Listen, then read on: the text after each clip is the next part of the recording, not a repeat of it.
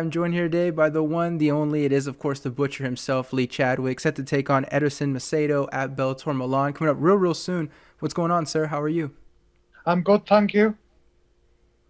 Of course, we're glad to hear it. Let the people know how far along you are with fight week so far. It sounds like you're cutting weight. You're getting all the fun stuff out of the way before the fight. Yeah, well, we weigh in tomorrow morning at 9 o'clock. So at the minute I'm just fasting, drying out, no food or water. I wake up in the morning with a couple of kilos to cut, and then make weight at 9 o'clock.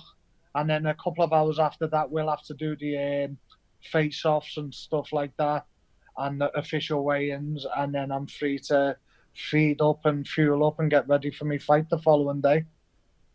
And so, how's the weight cutting process going for you so far? Like, I know people have different processes, but it sounds like weight cutting earlier in the week, and then going from the sauna and stuff like that later on in the week. Yeah, well, it's different for me because I've stepped up to heavyweight. I used to fight at middleweight, so it's a lot easier now. I can get most of my weight down naturally through fight training, and with the training stepping up to morning and night, I'm literally able to eat plenty of carbs.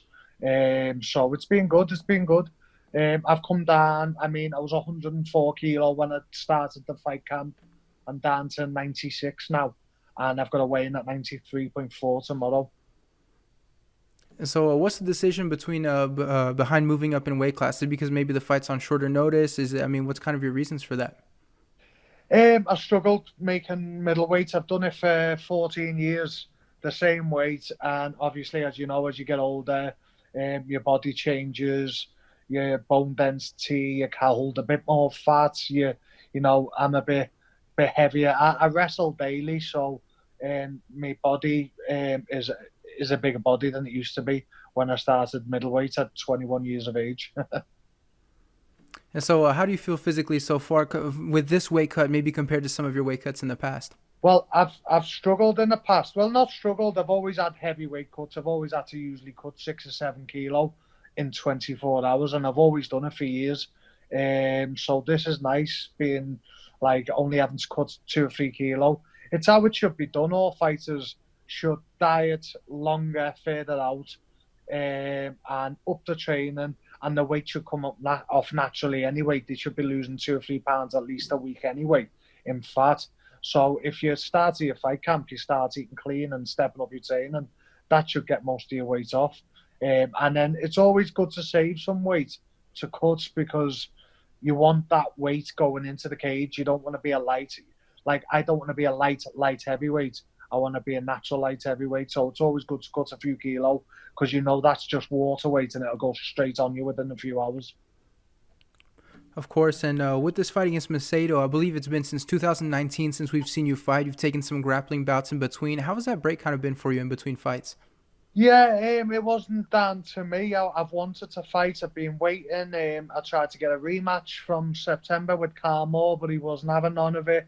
And then I've just been sat in the background waiting to get matched. Obviously, COVID hit, so then I was waiting even longer. So it was just a matter of waiting for the fight and staying ready. To be honest, I've stayed ready, not 100% ready, but I've stayed 70 to 80% fit since last September when I fought in Dublin.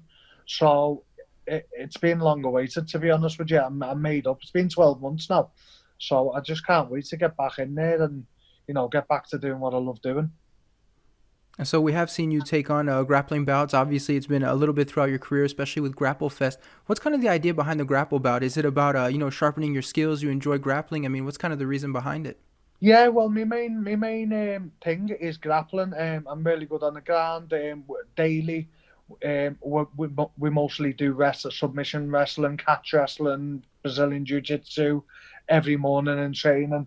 So jumping into the grappling bout to me, it's getting that competition feeling still.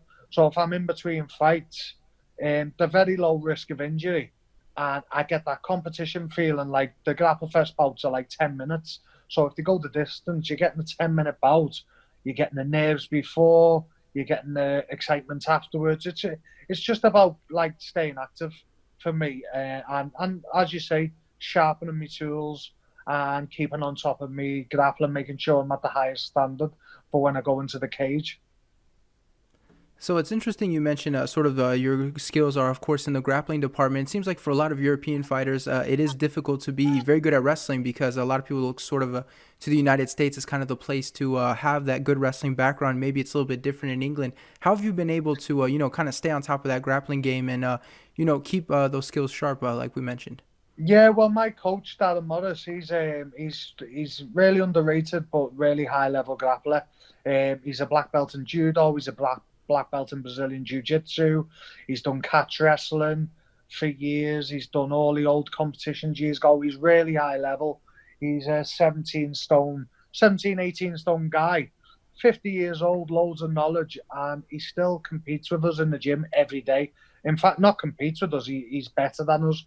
So I'm on the mat with him daily. So it's just basically the roots of our team stems from the ground upwards rather than the other way around, where strikers are at a striking gym predominantly and they work on the ground game to supplement that in case they need it.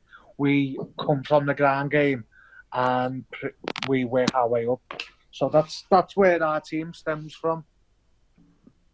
And so you're going to be taking on Macedo in this one. And it seems like with all your opponents, right, you always have the experience factor. Like we compare your record compared to theirs, and it's usually night and day. What are your thoughts when you sort of see your opponent's record and you see that you have a lot of that experience factor? Yeah, when I see like my opponent, he's got 15 professional fights. He's 10-5, so he's fought in Brazil and I think it's Japan, like some jungle fights in a few different places. But I don't feel he's fought on a level of shows I have, and I don't. Well, judging by his record, he hasn't fought the quality of opponents I have. He hasn't fought since last September, last day in February, so he could have learned a lot more since then. But back when he was fighting on the lower level shows, 3 years ago, I was fighting for the world title on Cage Warriors. So I believe I'm a higher standard and I've got better skills and, I'm better equipped and I should be the favourite to win this fight. And so what were your thoughts on your opponent when I assume your management or Bellator, whoever it was, came to you and told you that, this person was next? I said yeah before even seeing him. I don't like if I get offered a fight, I take it. I don't get offered bums, so I know I'm not getting offered a bum. I know I'm capable of competing with the best. So yeah, I just took it anyway. And my thoughts were, I've got an opponent. I'm happy. I'm made up to get back in the cage. Yeah, let's do it. I'll work on my game plan later. And so how do you like the matchup in this one? The matchup. How do I like the matchup? Yeah, yes. I love it because he's a big guy, looks tough, he's strong. He comes to fight. That's one thing I do like about this opponent. Watching his fights, he comes to fight. So I know I'm not going to be chasing someone around a cage, just trying to jab and move. I'm going to be fighting someone who comes to fight, kill or be killed. So that suits me to a T. I'll be able to use a lot more of my skills that I haven't been able to in the past. He's a black belt on the ground, so he won't be shy on the ground. So we might get to exchange in the grappling department and the ground and pound.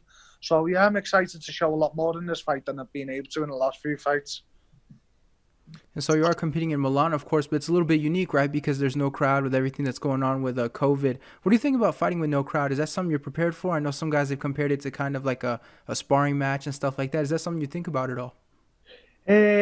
Sorry, say that again, mate. There's someone knocking next door. So, of course, you're fighting with no crowd. I mean, are you prepared at all for the no crowd? Is that something you think about? oh yeah, do you know what? I'm quite happy with that. I mean, I love the crowd, I love the atmosphere, and I love all the show and stuff. But it's going to be a nice change to have that focus and concentration without the crowd getting in the way and the shouting and the screaming, and be able to hear me corner better. Yeah, I think it'll be a good experience. I think there's positive to take away from it. Obviously, everyone prefers to be in an arena full of loads of people and supporters, but to me, I'm a professional, and I just think I can be a lot more professional while I'm in there. All right, and one last question for you, and we'll let you get back to your weight cut, but kind of an easy one, but how do you see this fight playing out? I believe I'm going to finish him. I feel like I've got the tools to either knock him out or submit him, regardless of his belt.